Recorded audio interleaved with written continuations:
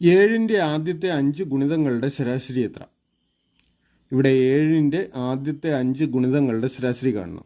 ഏഴിൻ്റെ ആദ്യത്തെ 5 ഗുണിതങ്ങൾ എന്ന് പറഞ്ഞാൽ 7, 14, 21, 28, 35 ഇവയാണ്.